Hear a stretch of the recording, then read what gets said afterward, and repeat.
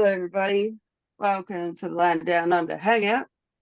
Today we are doing Third Eye by Felicia Day, and it's an Audible only, so you'll have to excuse my Audible only screen. It's relatively new. It just came out, I think, last month. I was looking for reviews today. I did not find a lot. Which is kind of annoying because I finished it a little while ago now, so we're probably going to have to do some refreshing. And yeah, I kind of enjoyed it. It's what did Felicia call it? She called it a TV show rather than an audiobook. No. She said it's a studio. She said it's a TV show, not an audio drama. I don't agree with that, but anyway. No. Yeah. I mean, I think she, for budgetary reasons, had to make it audio only. It was a bit more like a radio play, I would kind of say. That maybe, was the vibe I got. That was the vibe I got too. But what's the difference between a radio play and an audio drama? Like, it's got all of the sound effects and stuff in it. Yeah, that's audio. Yeah. It was less of a drama though, and a comedy. So maybe that was the thing.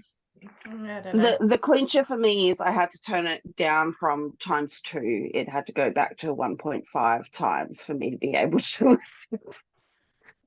But yeah, I really enjoyed it. It was very typically Felicia Day. It's got some pretty major cast members in it. And it was nice, kind of chill, happy, silly kind of a audiobook. So we're just going to do some quick overthoughts, and we might start with Bobby because Bobby said she can't be here for very long. So would you like to start, Bobby? Okay, well, yay, I get to be the first one to start. It did not stick for me. It didn't land for me at all. I did finish it. I know why it didn't land for me. So the things that I liked the audio production, the people who managed the audio production and how that got arranged. I thought that was good. I enjoyed the cast. Like, I think the people that they picked to play the different characters worked out well. Like they did a good job casting people. It was the writing style did not land for me. And I've read Felicia Day's nonfiction stuff, and she writes the exact same way as she did for this. And her nonfiction, it worked fine. It bugged the shit out of me because there was constantly interrupting everything, and I'm like, that doesn't work for a story. It became all white noise, and it was very disruptive for me when I was listening to it. So I got very frustrated with it. That was really why it didn't land for me. I'm not even going to bother going back and re-listening it. When I was doing it, the first one was like, oh, a lot's happening. I think I'm going to have to re-listen. And sorry, Felicia, I will still try your other stuff to see if you grow as a writer, but this one is not going to have re-listen value for me. Sorry. Fair enough. Okay, we're going to go in order on my screen. Lisa, you're up next. Yeah, I actually listened to it twice because I listened to it through so quickly the first time, and that was like, I just thought I'm gonna forget the nuances before the hangout. So I listened to it again, but it didn't feel like it really felt like I was listening to an a radio play. Like it didn't. I think and I really enjoyed it as like a radio play, but it didn't feel like a book. Yeah. But I did enjoy it a lot. I liked the characterizations. Some of the sound effects were very amusing. And yeah, I thought the casting was excellent for the different characters, and yeah. So yeah. Sarah?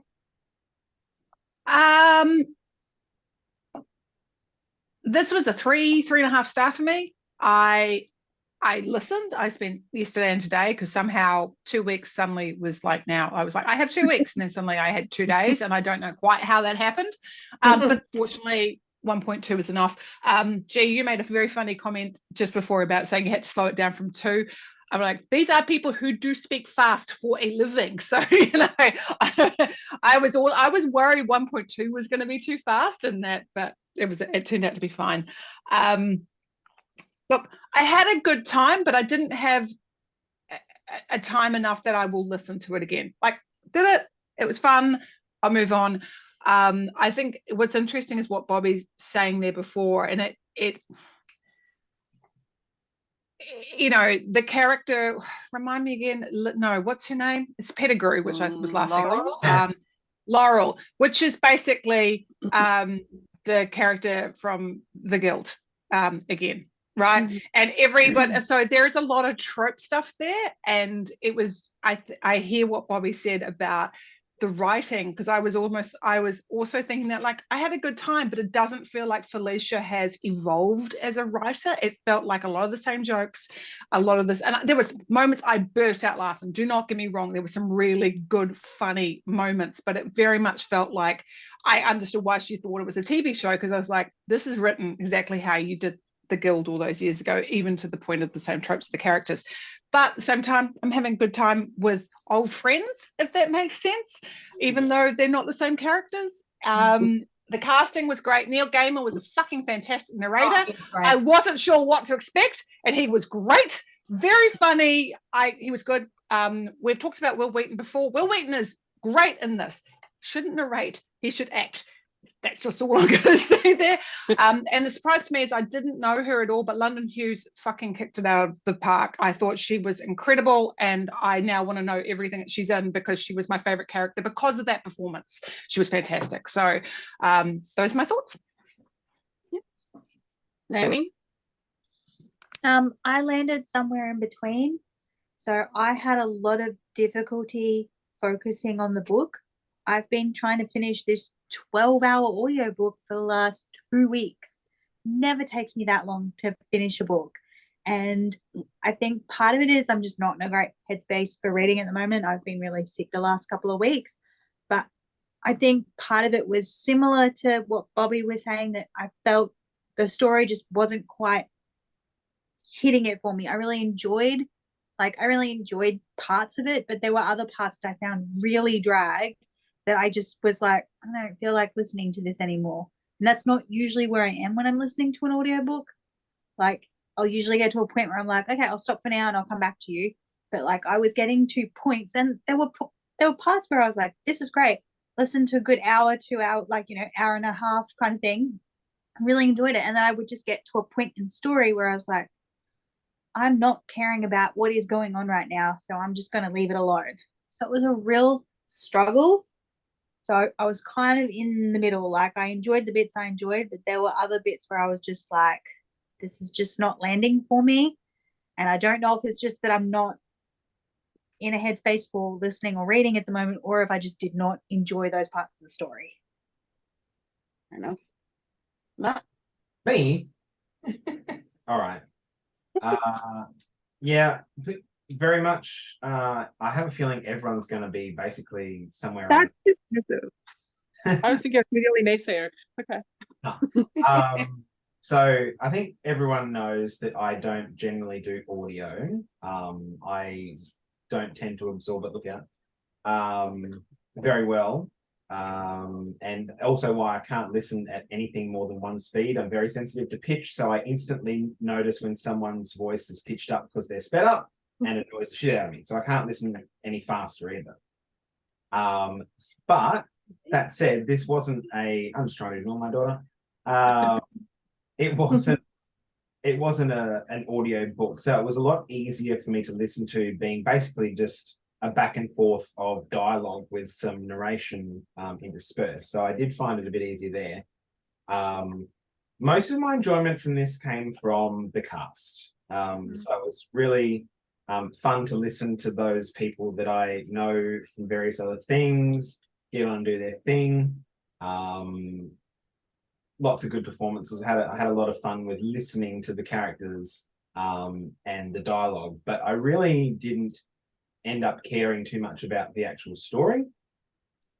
So for me, I got a lot of enjoyment out of the cast and being there, and it felt like a whole, like, I forget who said old friends, but that's definitely what it felt like. People that I knew from this and that, and they're all coming together and having a good time. And I'm like thinking to myself, how much of this was scripted and how much was ad-libbed and then edited together? Like, some of these quips seemed like they were written, but others seemed like they could have been something that came up, spur of the moment in recording. So, but yeah, so like I had a good time, but I could not go back and tell you plot points very much, other than the very broadest strokes. It didn't really sit with me from that perspective. So yeah, fun. I wouldn't listen to it again, but I still had a good time, and it's like going to the movies. I watched it. I've had my hours, and I'm happy for that, and I'll move on. We'll come back to you, Kirsten. Mel, you go. I was feeling generous when I gave this 3 stars.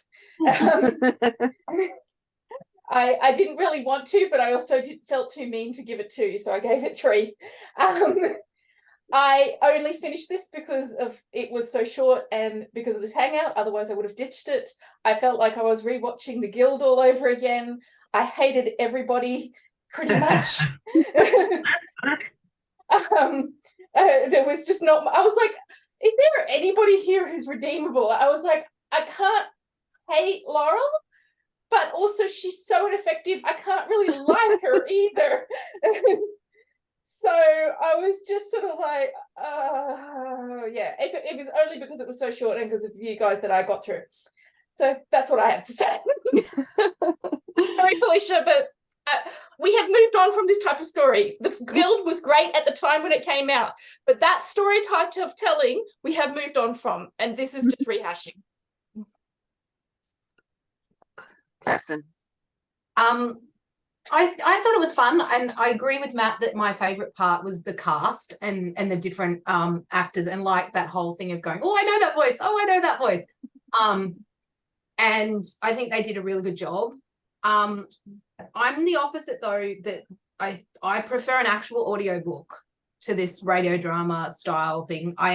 The thing that grated me the most was when they shoehorn in descriptions of action into people's dialogue, because the narrator isn't speaking right now. We've only got characters speaking, so they have characters explaining in words what they're doing because do you know what I'm saying? Like, it annoyed the shit out of me. And I'm a TV show and like, yeah, well, that's the thing. In a TV show, you would just have the dialogue and the action. But because this was that radio drama style thing, and they have to go, oh, we have to explain to the audience what is actually happening right now, but our narrator isn't talking right now. So we're just going to have the characters kind of say shit to make it obvious what they're doing. And I'm like, hate that. But like that's more to do with the format of the thing than I don't think that was necessarily bad writing. I think that's just the way that this sort of thing has to be written, I guess. Yeah, I agree with Mel about characters, and I think being such a character-driven reader, I think that's probably part of the issue that I had, was that I was like, I really wanted to like Laurel, but God, she was pissing me off. Like, it's not like I hated her or anything. I just kept going, why are you so stupid? Why do you keep making such stupid decisions? Yeah. So like I thought it was really fun, but I didn't love it, if that makes sense. Seems like we all have pretty the same idea of it's about a midi, and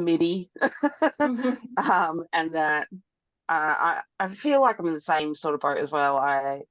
There was no surprises in it at all. Like, even that twist at the end, I was expecting that. That was not a surprise at all. And as soon as it came out as well, I knew exactly who had done it as well. Like, it was just, and it was very much like the characters were written for the cast. It seemed like, which I kind of like Neil Gaiman as a narrator.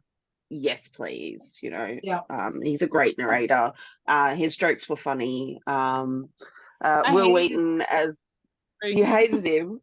Yeah, no. I hated his jokes, but that's because the jokes that he had are the same jokes that Felicia Day makes when she speaks, and all the characters made the same style of joke, which is why it just happened all the time. So it bugged me. That was the thing that I found so disruptive, was these jokes, this self-deprecation that she does, like the thing with I think it was he was it was so obviously written down that he had to go through and give you an explanation, and he was like, oh, but I'm an author, so of course I can get away with all of this purple prose or something like that. And I'm like, and or I forget what it was, but it was this very like self-deprecated thing. And I'm like, she says that if you watch her when she speaks, she talks like that all the time, which is why I'm like, it doesn't work whenever all your characters do this, because then they're all the same. Yeah. Anyway, please continue. Yeah. Sorry. That's the thing that I was just like, And there was something Matt said there as well, like that, you know, the overall arching what happened, but can't pick out any major, like anything in the story that jumped out. Like I'm saying, I finished it a couple of weeks ago, and I had to go and do some reading, and it's funny because there's not a lot of stuff available right now on it. And so refreshing my memory was actually really difficult to remember what had happened and the bits that I liked. And I know there were bits in there that were funny that made me laugh out loud, and but nothing that really sticks in my mind, which is kind of sad. When you said about Will Wheaton, I said this to Kirsten. I said he played the evil version of Will Wheaton from The Big Bang Theory in this. He played the same character he did on The Guild. Oh, did you guys get that? Yes. Yeah, The same character he was in The Guild. Yes. Exactly. Yeah. But he does do an asshole well. He really does. And he, like, after having listened, sorry, Will, I'm not trying to shit all over you, but like I don't like your narration, but I love, like, enjoy you as an actor. But like after listening to the Kaiju Preservation Society, where it was like we talked about what drove me up the wall, I enjoyed his performance in this. I really, really did. And I thought he gave it some different subtleties and stuff. I think what was interesting was what was it G? Well, everybody said the same thing. But this is why I think I really enjoyed oh God, what? See, this is from, I can't remember people's names. This is how memorable everybody is. We've got Sybil. Sybil. Thank you. I was like, all I could think Hughes. was Sybil was like, you know, like all I thought was like Sybil, like the Trelawney. Yes. I think that's why I enjoyed her out the most, because she was almost the most unlike some of the other characters that we've had before.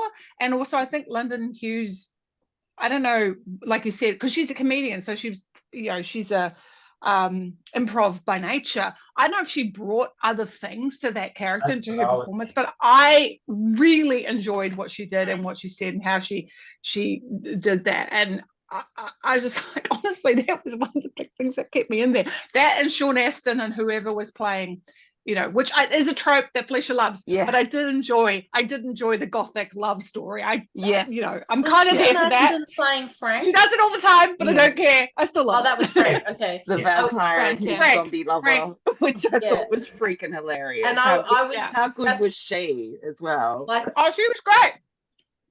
But we've had those characters before. Like we've had Doug Jones playing a variation of that, like when the steampunk characters that we met in the Guild.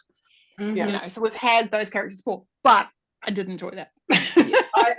Matt asked me the other day, we were both nearly finished, and he said, who was your favorite character? And I said Sybil, because I think it was the performance. Like, she was just a delight. I think I got laughs out of her more than anybody else.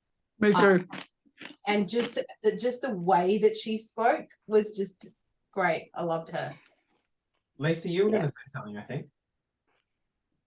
yeah, I was going to say that I actually really didn't like Laurel very much, but I really felt that Frank and Sybil's characters carried her through. And I actually quite like Kate as well. Like, I mean, I got a little sick of some of the teenage trope stuff, but she was meant to be like that, so I was like, yeah. But yeah, no, I think I agree with the whole Laurel just stop. You know, and it actually felt like, I don't know Felicia Day well enough, and I haven't heard The Guild, but it really it's a TV, it's a web drama, so it's on YouTube. Oh, okay. It web comedy. Like, it's not that dramatic. Okay. Well, it felt like would I be right in assuming that Laurel was Like it felt like Felicia Day was playing herself to some extent. Yes. Yeah, Yes. I really got that, not even knowing much about Felicia Day. Yeah, So, yeah. but yeah, So she played a character called Codex or Sid in the Guild. It's exactly the same It's character. based on her own life Experience. Neurotic. Oh, okay, Yeah. all right. Yeah. Well, I doubt this one's based on her life experience, but but it did feel like she was just playing herself. But I did like it when Laurel and Frank were there. Not Laurel, sorry, Sybil and Frank were there. Oh man, I really loved that. That did keep me listening. Yeah. Two voice things. One, I said this to you as well. Did anyone else think Sean Astin sounds a hell of a lot like Patton Oswalt? Yes. That Yeah, said to me, and I was like, I thought that's who it was until I looked at the list of cast, and then I was like, it's Sean Astin. Okay. Yeah. Who's Patton Oswalt? They look Oswalt. very similar too. That's a thing. Like they also look kind of similar. That's Yeah. true, they do. You would know him. He's a comedian and actor as well, Sarah. What would Okay, you know? Pat. You can look him up. Look him up on What's his name? IMDb. You will know him. Patton. Oh, Patton Oswalt, as in Yeah. Remy from Ratatouille. Yes. Thank you. Yeah. And something. Who was it who said they didn't like anyone? Was it you, Mel? Yeah, I said I didn't like anyone. What about is it Charles, the character that Danny Pudi played? Oh, His memory wiped all the time. yeah, but he wasn't enough of a character. Especially by the end. He was fine, but for him all the time. yeah, he was fine, but he was becoming a child throughout it. Like, Oh it was, yeah, that was annoying. And it's like, oh, there's a loose end I'm going to need to tie it up. yes. And at the time I was like, oh, well, she's gonna forget to do that. It was just it was less about him and became, as a plot point, this is just frustrating. It became a bit. Yes, it was a bit, and I wasn't enjoying it. I think that's probably a lot of what I was hoping we'd moved on from the Guild, if that makes sense, or that had evolved, is that this felt like a whole lot of bits. The world building was not great. And it's I not, just felt no, go Mel, go. I just felt like the God, now I'm struggling. I felt like the whole premise that we were, like I read in the blurb, was that we were subverting tropes, and yet we got in there and I just felt like it was tropes all over the place. Oh yeah. And so I was just sort of like, what are we actually trying to achieve here? And it's fine if it's just for a fun story, because that means it's just a fun story that I didn't enjoy, and that's fine. But yeah. Yeah. It's definitely yeah. tropey. I wouldn't say it was subverting tropes. Well, that Yeah. was like the whole description of the idea of she was the chosen one who failed and all of that. That was like, that's subverting a trope of the chosen one in a lot of respects. Yeah. It's not the first time it's been done. No, it's not. It's definitely like, actually, I would almost call it an No, older even thing read to do Harry now. Potter, But it was literally Harry Potter and the other kid, Neville Longbottom. Yeah. Yeah. We love Linville. Actually, Yeah, I found that- think. Oh, sorry, Naomi, go. I was just going to say that I actually found, while I really enjoyed Sybil, I actually found her distracting because she sounds a lot like a YouTuber that I watch, and the whole time I was like really put off by the fact that you sound like exactly like this YouTuber that I watch. I know that you're not the YouTuber. Like, I know that you're London Hughes, and that's not the YouTuber I watch, because London Hughes does not do Minecraft videos. It was I really couldn't stop- off-putting. I couldn't stop thinking of her as Martha from Doctor Who. Yeah. I Yeah. thought she Me too. reminded I me of really someone, felt but like I she was couldn't put my Martha. finger on who it was. But yeah, same problem. So it's obviously an accent that I haven't heard enough to distinguish between different people having it, like, if that makes sense. Yeah. Because there was an audio book not that long ago we did. Priory it of had the a- Orange Tree. Yes, that was it. And I couldn't Which one? deal with that one either. Priory one? of the Orange Tree. Priory of the Oh, Orange I Tree. didn't know that one. Oh, yeah. Yeah. It was Yeah. a very recognizable kind of voice. I actually went and looked up London Hughes because I'm like, I recognize this. Who is it? Who is it? And I looked her up, and it was not who I thought it was. Same. And I was don't like, know who I thought it was, but it was not her. same. I was like, she sounds really familiar, but I think it is just like that particular accent. That regional accent, yeah. Which is, I was- I believe, a London accent, like a South London accent. Yeah. And I lived in South London, so that's why I'm so comfortable with it. I'm like, you just sound like all my neighbours. It's all good. Well, Shit says that she's from Brighton. Well, that's South London. Yeah. That's south Still- of You get London. on the train and you just keep on going. Good save, Sarah. Good save. I was. Wrong, it is south of London. It's south. Yeah. Yeah. You got to I go was through Gatwick surprised. Airport to get there, but yes.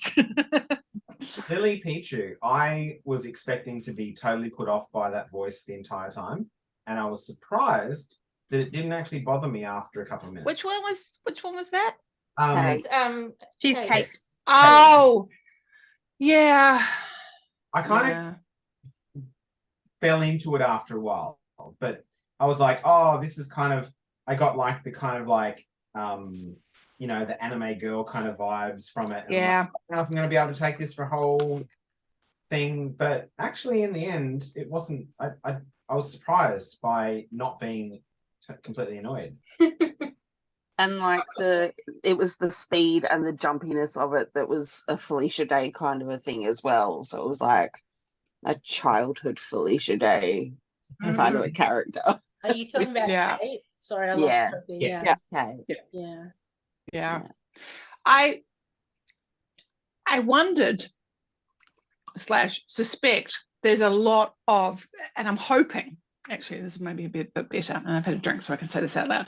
I'm hoping that a lot of the mother trauma that Felicia Day has from the homeschooling and stuff was in this. I think With that's her a lot of mother. what was being worked out in this. That's what I thought. That's what I thought, because I do know that it's that she wasn't, like, Felicia Day wasn't exactly thrilled in the long run. She's not that thrilled about it. Yeah. I knew she was homeschooled. But it was very, but also, sorry? I knew she was homeschooled, but I didn't know that she had. There's a lot of, like, if you watch, like when you watch the vlog and stuff like that, there's just little digs and snips at it, and a lot of biography. Yeah, and I've read the biography. That also might have been a big clue. Good point. Read it. No. Put it on our bookshelf. I need to read it. I haven't read a biography, and I knew as well. So it has been definitely mentioned over time. It's not like a massive thing like Will Wheaton talking about his family, but it is something that doesn't sit well with her. She's not, Yep, fair. Yeah. I suppose there was also like Christian. Am I going to say this right, Kirsten? Yeah. I'm not the only one. I Nan. keep getting it wrong, and he's like, "How do you not know?" Is it Nan or Nian? Nan. Nah. Nian. I always Nan. go to say Nan too, and He's Welsh, and I know I'm not Spanish. And Welsh is confusing. Yes, there's straightforward so many vowels, all the vowels, many times. Which- I knew what she was doing there, like kind of like, there's this big guy who's like 6'5", we're playing a dwarf, and I knew what she was doing, but the problem was I did find him kind of hard to understand in the audiobook, and I on didn't, Our but Flag that's- Means, Yeah, you say. I know, but on Our Flag Means Death, I can understand him perfectly. Do you know what I mean? Like it's I don't know if it's also the rapid fire of Felicia Day's dialogue along with Jonah Ray Rodriguez's directing, and Yeah, Christian, he's used to a What bit more of a actor slower was he pace. playing? he was a dwarf, which was Oh. hilarious to me because he's enormous. Yeah. Hodor! I can't think of him as Hodor anymore. No, He's I with think- John yeah, now. yeah. Yeah. He's a DJ. That's how I think. Yes. He is a DJ, and he did used to do drag as well. Yeah. Laurel's boyfriend. Yeah, in the closet. Yeah. Ben, Bo. Ben, Bo, Ben. yeah. Who kept coming, who came out of the closet, then went back in again. nice. I didn't connect connect with that character at all. I was like, did you I really? think we were supposed to. No, hate I him, think we right? were supposed to hate him. I Oh, think. but no, I as in, I didn't loved feel that like he came out of I don't know. I didn't feel like he was a It was necessary so good. character. I mean, I guess I felt like he was literally just a plot device. Let's just Yeah, it's just yeah, it yeah. seemed to just to spin out the story a little bit more so that she didn't have to immediately face Tybus.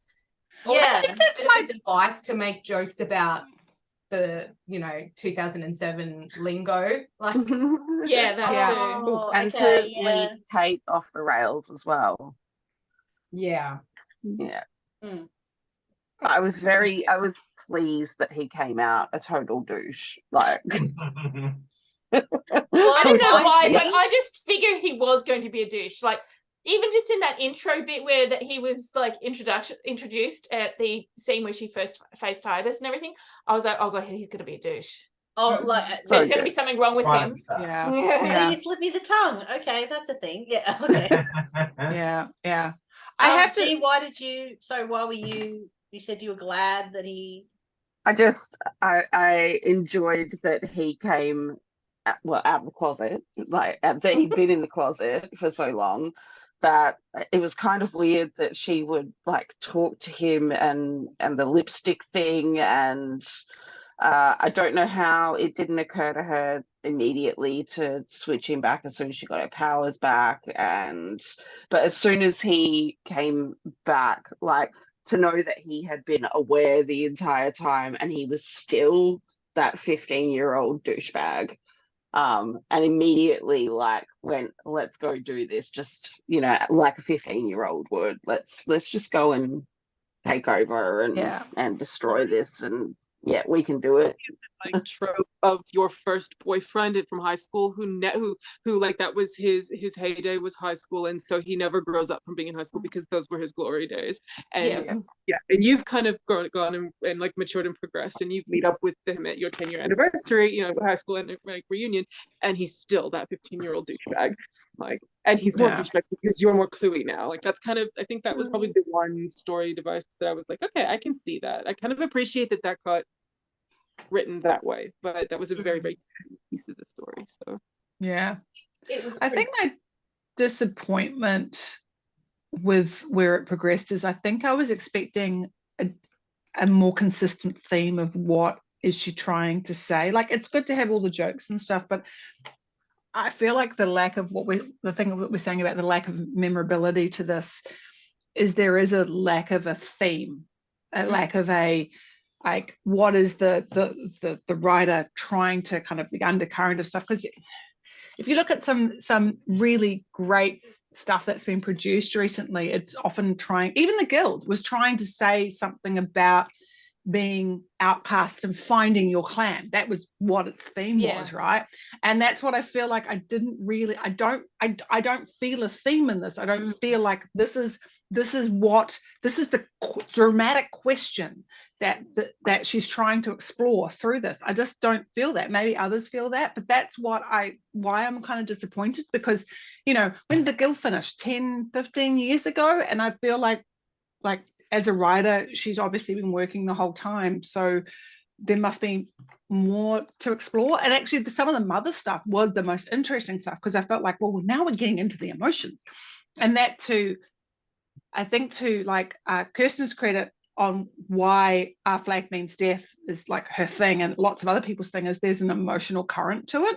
Like, it's full of the same thing. It's like full of skits, it's full of jokes and all of that, but there is an emotional heartbeat to that, and it has a pretty major theme of the dramatic question it's exploring, and that's what I was disappointed with here.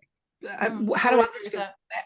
Yeah, and I think there wasn't really a character growth for Laurel either. Yeah. Like, it wasn't, she didn't really figure out. I was kind of expecting kind of a thing of going, you don't need to be the chosen one, to achieve great things. And if you work together with your, if you band together with your friends, then that's, I don't know. I was expecting some kind of revelation thereof,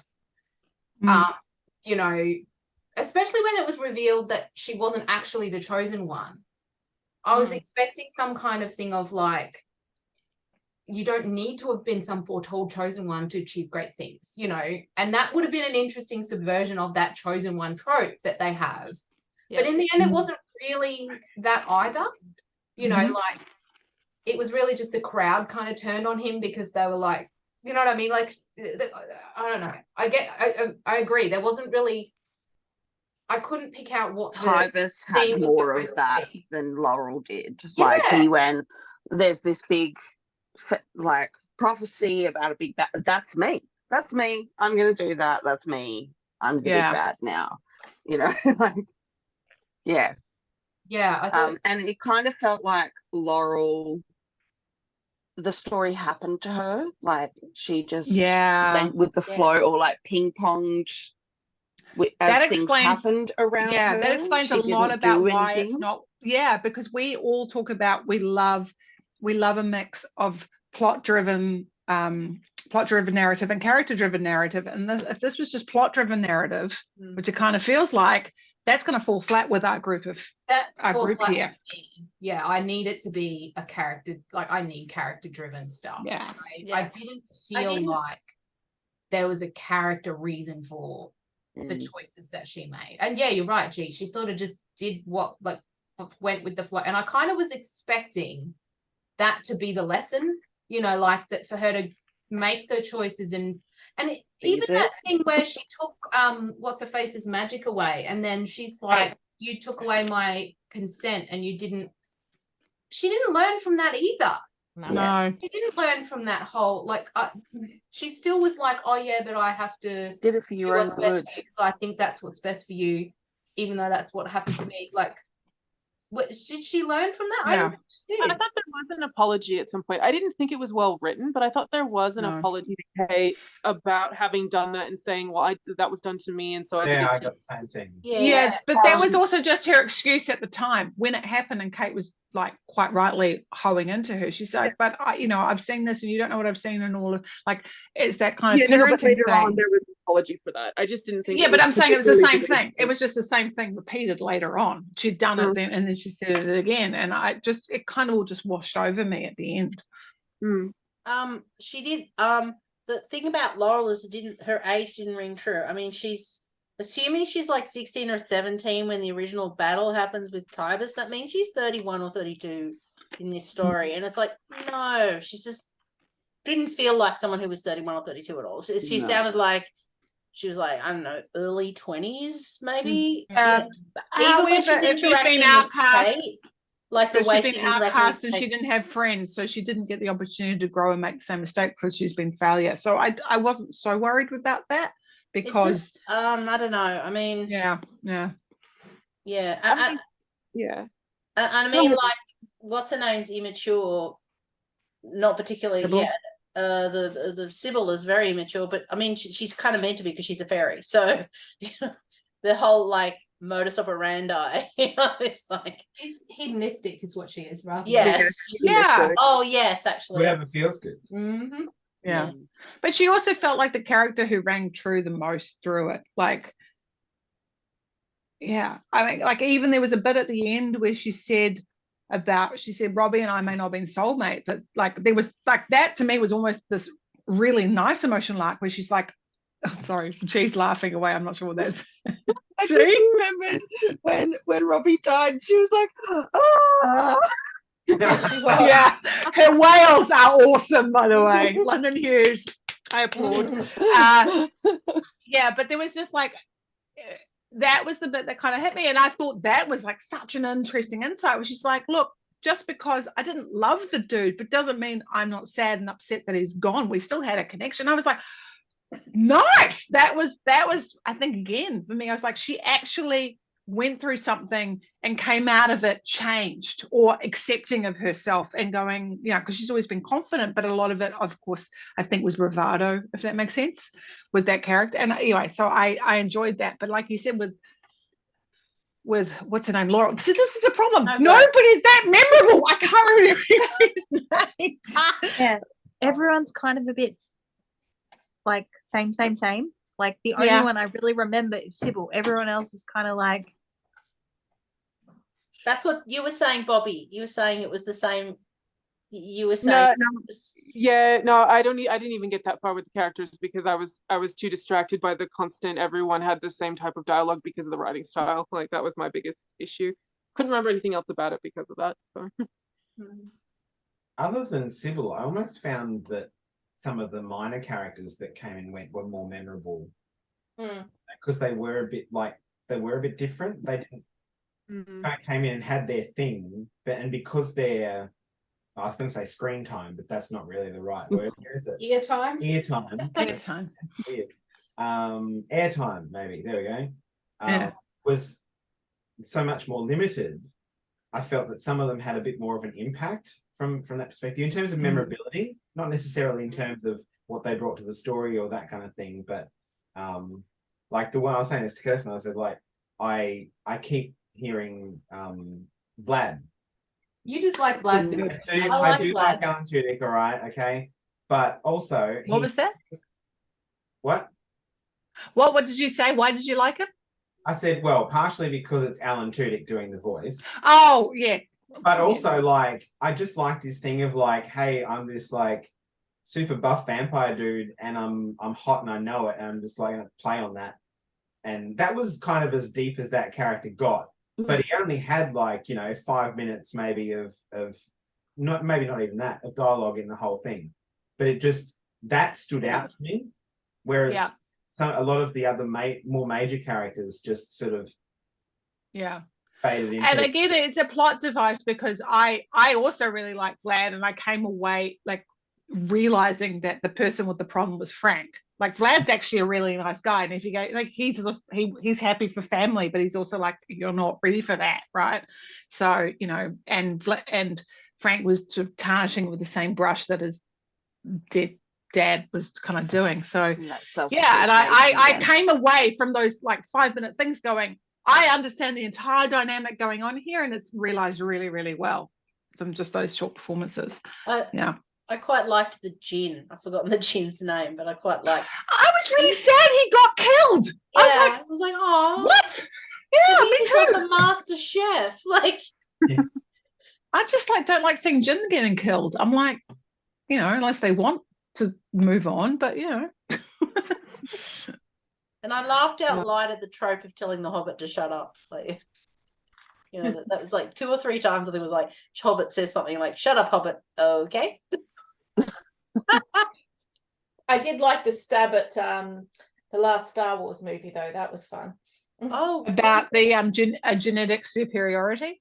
Yeah. Oh, okay. Yeah. I didn't pick up on that as being the Star Wars thing because I'm like, that is a trope that's used in a lot of things. Yeah. It is, absolutely. For me, it felt like a direct thing at the whole Palpatine thing in the last movie. Well, that's why everyone was so freaking disappointed, because it was like it'd been made out that anybody could be a Jedi. Yes. And then they took it away from them. Yeah, in the previous movies. And then it's like, because that was what was wrong with the second one, right? Like that's what the problem was.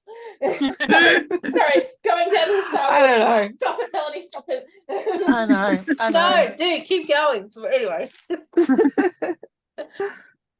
I think the only other thing I've got written down was the shaming. The shaming ceremony every year. Kiss the ring and throw fruit at her. To be fair, the only thing that I had in terms of I want to try and like Laurel better was because I was like, she's obviously been traumatized over years and years and years of ostracizement and terrible people, because she's got nobody in her court and who truly actually is in her court, like she's got no backing. I want to actually try and like her because I feel like she's come from this trauma and is understandably a completely piss weakling. But honestly, she did not make it easy. No. Seemed to wallow in that hole, didn't she? Yeah. I'm the failure. Yeah. Yeah. I liked the bit when she's like trying to figure out what to wear to the shaming, and then she was like, then that was that time that I wore the same thing twice and everybody gave me shit. I'm like, God, can you imagine the pressure of trying to pick out an outfit for the shaming ceremony? Something that I should wear, I'm thinking. I would just deliberately wear the same thing every time from that point on, just to be like, if you're going to pick on it, then you may as well just have the same thing regardless and just keep going. That's so not her character though, was it? She was so much like, I'm just going to avoid any confrontation and hide. And Yeah, try and hide I in the want shadows. everybody to like me, which was, you know, true to her I'm gonna character. hide in And the that's the thing. closet I'm like, with through my her crystal emotional journey, boyfriend. she still wanted that. Like, this is the thing. I'm like as far as what the learning was and the epiphany, like I feel like the epiphany was missing. Yes. So anyway, exactly. yeah. She needed to kind of have a moment where she was like, actually, fuck all of you, because I did the best I could. Yeah. None of you have fucking done anything about this bloke. Why is it my job? Yeah. And why are you all And being that's at the same point. that I Like, failed I at mean, I something know that it. no one else even attempted. I think Yeah. that's why the boyfriend thing got me, because she got her powers back and she immediately went, oh no, I can't use these. And then went, actually, this is the one thing I can do. And he went off and went, I'm going to do it all then. Which, to be fair, in retrospect, actually, apart from the fact that he was a douche and an idiot, was actually at least something of a decent response in some respect. Although, yeah, from his point of view, he was just like, I will go take all the glory because, you know, yeah, Well, which he was is also again a wanting trope, to- right? He was wanting to take all the power for himself too. He wasn't actually wanting to Yeah. save everybody. Yeah, no, But no. at least But, he was proactive. Yeah. Yeah. And I don't really Kate was remember what quite happened in the proactive end. Too. Yeah. Like, oh, sorry, Sarah. I was just. Oh, I was just trying to think what happened in the end, because as far as I remember, Kate like put Benbow back into glass and then kind of, I don't know, did something to Titus and then everyone came and peed on him. They cut the ring That off was it. Was very Yeah. Lord of the she Rings. destroyed the ring, so everybody got their magic back, and then everybody. Yeah, it still felt like she was the hero, and I think the lesson that should have happened is that Kate really was the hero. Does that make sense? Yeah. I Yeah. wanted them to have to work together to fix it. Yeah. And that, Yeah. like, I thought that was going to be the thing, was that the reason Yeah. it failed in the first place was because she tried to do it all herself, you know. Yeah. Yeah. And that it was going to turn out to be like, if you like Yeah. join forces, then they can do it. And that, yeah, that didn't happen. I'll be back. Yeah. And that almost happened with Sybil, because the whole Sybil didn't go to the first round, and what kind of a friend is that? And then Sybil kind of went, no, I'm going to be there for this one. And then it kind of, again, fell flat and didn't really happen that way. Yeah. One thing that I found interesting about when I listened to it the second time was hearing the little subtleties between. Is it Delia, her mother? What's the mother's name? No, I don't remember. Whatever Laurel's mother's name. Something. I don't have a name. Oh my god. Anyway, the mother and Kate, because there's a few sequences between the mother and Kate before you've presumably figured it out, although they did sort of telescope it a little bit. Telegraph. That's right, telegraph it. But there's where it's like, it was just interesting to hear it a second time. That was kind of, yeah. But I picked up that was the mother straight away, as the first time she showed up to the shop. Yeah. Oh, Yeah. I knew it And was I her was that like, up front. she's behind all of this. Like as Yeah. much as subverting tropes, that was the biggest trope that was running. Yeah. But when I was going to say, when you're talking about lack of like taking initiative, that was something that was really cool about Kate, because she's also had a lot of trauma. And yet she actually was like, no, I'm going to do this, you know, or well, I think this is right or this is wrong, even though she was a bit airheaded at times. But She was airheaded. She was also easily led in she didn't have any particular moral compass. So Yeah. she wanted to do stuff, but she didn't really care about the morality of the choices. That was a demon. Which, to be fair, with a Half very demon. poor, she was had a very poor upbringing, so I'm going to attribute it to that more than the demon. And a demon. A demon.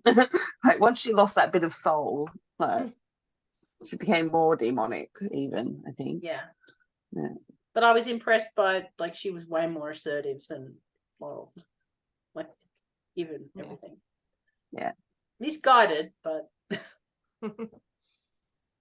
Yeah, I definitely thought she was going to be the driver of and was it Kirsten saying they would have to work together, that she was going to be the driver of Laurel and they were going to have to do it together. Well, that's what the vision sort of felt like that was the point. Yeah. Oh well. See, that would have been a great opportunity for some character growth for Laurel, because she could have worked through all of her mummy issues, you know, as a character by not doing the same thing to her mentee. Like, Yeah. Yeah. Yeah, I didn't even get that. Oh. Yeah.